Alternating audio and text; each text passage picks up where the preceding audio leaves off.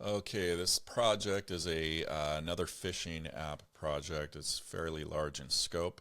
The idea is that there's maps, there's fishing reports, guides, guide directory, fish directory, and then hatches or bugs. There's a lot to this. So on the maps side, what I'm doing is, and I'll show you, I'll get into the details in a minute, but essentially what I've done is taken some USGS data and some other water resources data from different APIs on the public web and have aggregated them and then put them into a visualization that you can look at on the map. So I'll turn the map layers on over here just one at a time so you can kind of see how this works. So all the geometry for each shape of the river is actually well defined. The current flows, so the cubic feet per second that's coming off different gauge stations across the U.S.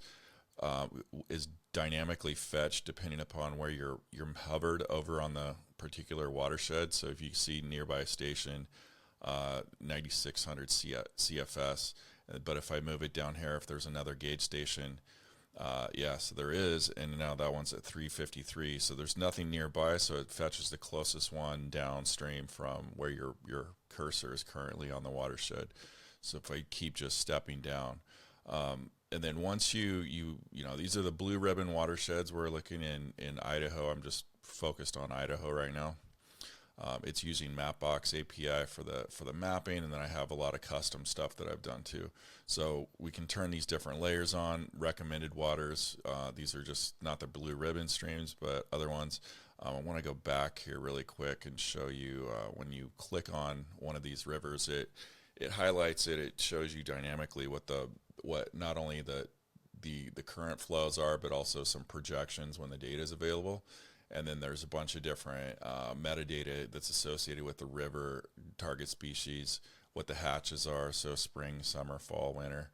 A lot of data work was done to get this in this particular get it in shape. And then you can click on a species of a fish.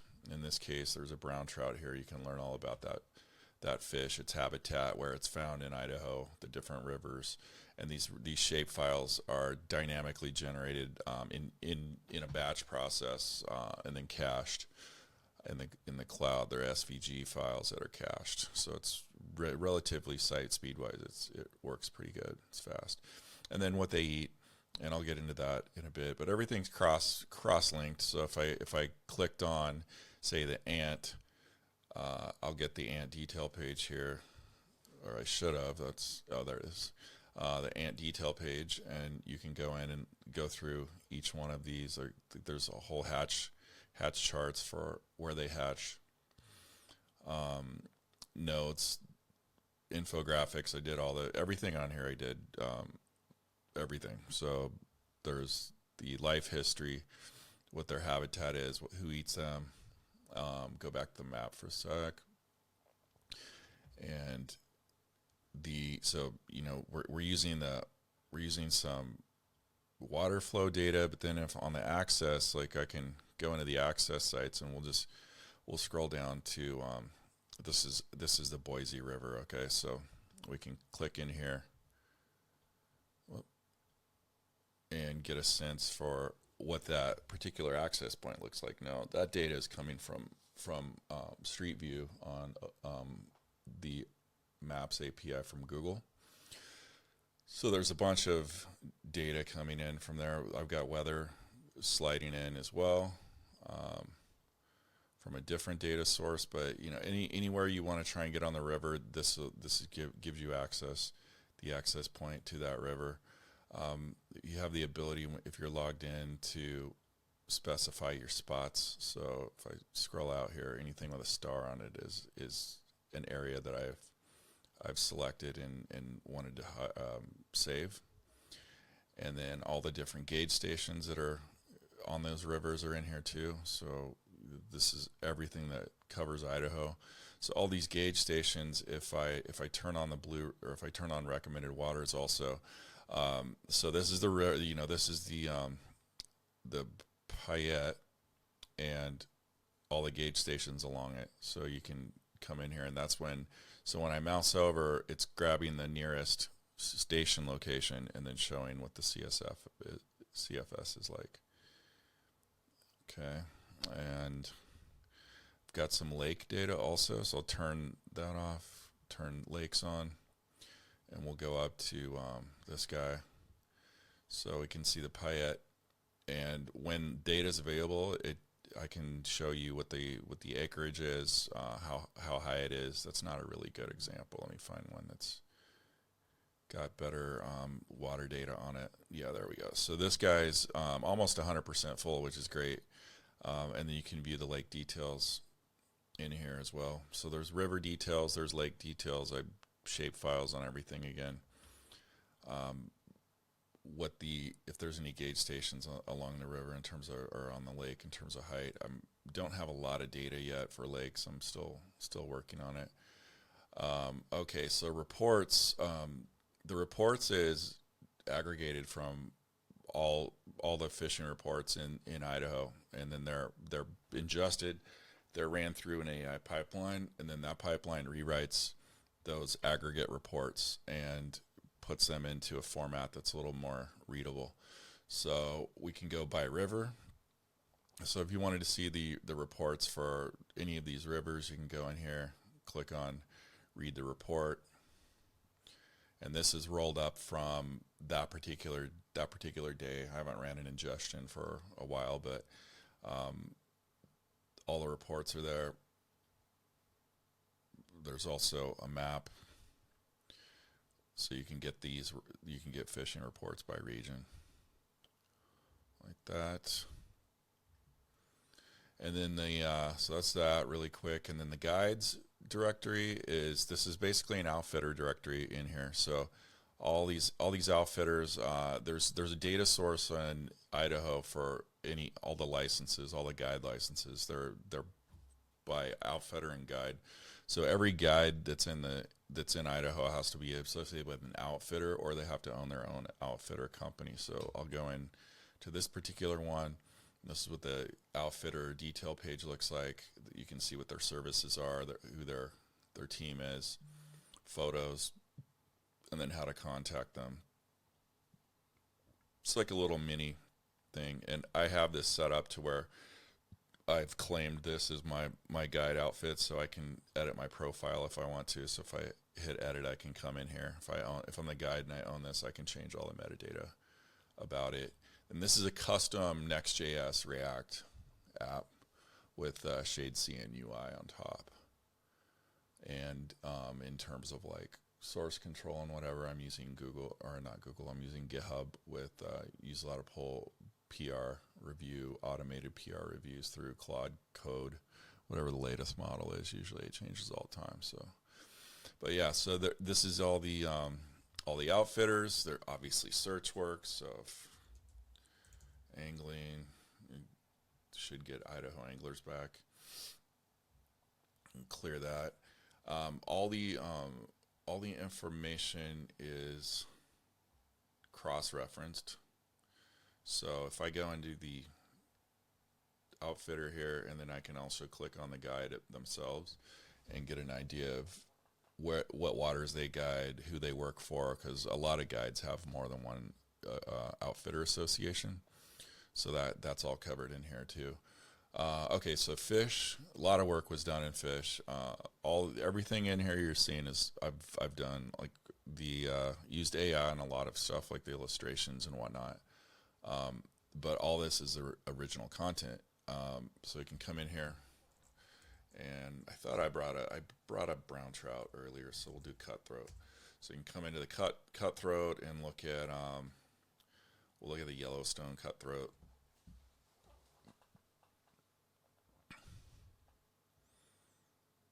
And this page hasn't loaded yet, so it's going to render for the first time. Okay, so I have a full nice photo. Up here, you'll notice like the UI effect. I've got this sun coming through the top, so it looks like it's coming through the water. The overview of it, all the behaviors, where they're found, what they eat. how to catch them, any of the regs, it's all here. And then on the hatches, this is the entomology side of it. So every single bug that's in Idaho that fish are interested in, I'm still working on the data. It's mostly done, but it's not quite. Still, there's a lot of work to do here just in terms of data. Most of the coding for the site's done. It's just now it's a function of getting all the data through. Let me find one. Let me do the stonefly. So I've looked at I'm kind of tired of looking at all the creepy crawlies. They're starting to give me nightmares. But yeah, so we have the hatch chart, where they hatch, angler notes, infographic, even how to tie those particular parts of their life history, this different stages. So all this data has been, ingested or researched by hand. Most of it, I've automated a lot of it with AI, which is great. So it should save time as I, build this out to other regions and whatnot. And yeah, so then search is fully across the board, cross entity. So there's, I can get results for guides. I can get results for fish. Everything's cross search, full site search on that, which is cool. So I think the admin is definitely worth showing. Let me go in there.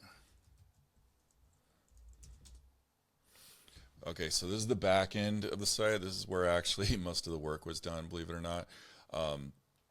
This, again, it's all Next.js, React, and I use Supabase on the back end for the data, and also for storage. Use Supabase buckets. Sometimes I use S3. Kind of, you can strap S3 into Supabase buckets if you so choose. So I have these set up for featured waters, recommended. So all that stuff you saw on the front end is in here. And we'll go to let's go to salmon. So I can come into the salmon and edit everything in the salmon river that would show up on that front end site. Water bodies is the same thing. I'm not going to get into the details there. The providers. Okay, so on providers, there's a ton in the system here. This is where on the front end, if you go back to the front end, this is their guides. I call them providers on the back end because it's more of a catch-all term. There's claim. The claims queue is cool. So like if this is kind of modeled after how Google My Business works. If you own a business, you can claim it. So if you're the owner of this outfitter, you can come in here and claim the listing. And what happens is it pops a claim listing flow. And then once the person goes through that, they get to the end. It goes into a submission queue, and it goes into this claims queue here. And if they come in, I can look at it, and then anything that's been approved. For example, I've got these. I'm testing with those. Yeah, so that's how the claims are done. And then there's this graph also. So I have the outfitter guide data visualization here because it was getting difficult for me to understand kind of like where people were working from a QA perspective. So I said, okay, I'm just going to build this, and it helps kind of visualize all the different providers in Idaho. So if you wanted to look at the Salmon River, for example, these are all the different outfitters for just the Salmon River in Idaho. This isn't just Idaho. This is just a watershed in Idaho. So if I go in here, I can click into one of the providers, and now it shows the providers in the middle. And because there's many to many on these, it's ringed by the guides, and then sometimes if guides work at multiple places, you'll get this outer ring, and that's what's going on here. So if I look at, let me see, yeah, this is a good one. So if I look at this guy, he works for 4 different outfitters, and some of these outfitters are pretty big, some are pretty small, but yeah, It's kind of a fun way to look at the data. I'll probably move this also to the front end, um, to the actual website, because it's kind of fun to look at. I don't know if guides want to know where they're moonlighting, if where to be able to see where they're moonlighting easily, but that kind of does it. Um, yeah, and then the species, I have the fish UI, and I've got the bugs UI in here. I've got this set up. The bugs roll up is a little bit more developed right now than the fish. I'm gonna take some of the design patterns I've established here. One thing was, like, there's a lot of data work to do, right? So it's difficult sometimes to remember like how complete in terms of the data is on a particular row. So I added this completeness algorithm that goes through and just kind of scores, where things are at, how complete the data is in terms of the entire page. And then this helps me kind of focus my effort around what to do next. And then I also have the different life stages where icons are missing too. So I still have quite a bit of work to do there. Videos. Haven't done anything. Oh yeah, so the videos are set up. What I do is I pass in the river that I want videos for, and then it will automatically go out and fetch. I don't want to use any of my quota, so I'm not going to run it. But if I was to say discover 10 rivers, it'll go out. I'll just run it.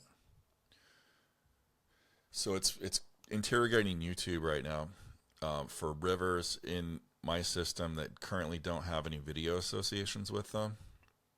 So it's going to go out, fetch it, and then it runs it through an ingestion pipeline using AI to basically figure out on a case-by-case basis, and at a confidence level that's above 90% or whatnot, whether or not the rivers or the video matches the river. So it's saying, like, I've scored this 80% that it's probably a good match for this river, and then I can just come in here and tell it to approve it or reject it. I'm not going to do anything, but this is what's happening. So this is a very cool way and quick way to go through and like editorialize, curate a lot of videos and match them to appropriate rivers. I've got a lot of video already set up and hooked into different rivers on the site, but this is the tool that does it, and this just saves like a ton of time, and this is a really good use case for AI in general.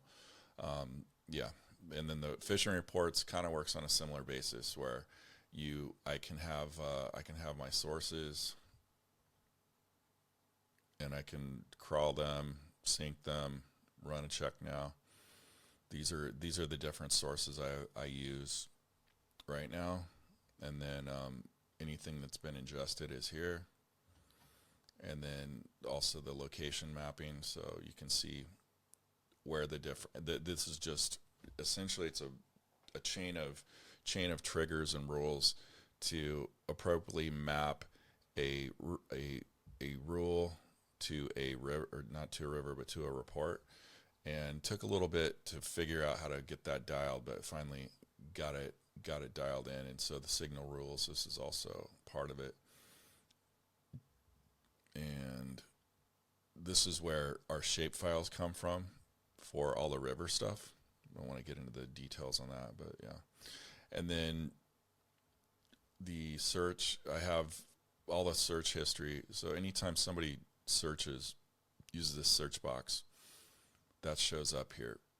And this is going to help me kind of figure out intent from a search perspective for the audience. So then, if I've got rivers, because I don't have every single river from Idaho in here, but if I start to get searches spiked where there's a river name, for example, that I don't have, this is just a really quick tool for me to do this. Now, I could have set it up as events in, say, Google Analytics, but it's just so much easier to do it in here now. So I have it, have it set up in here. So that is basically end-to-end maps walkthrough. Yeah.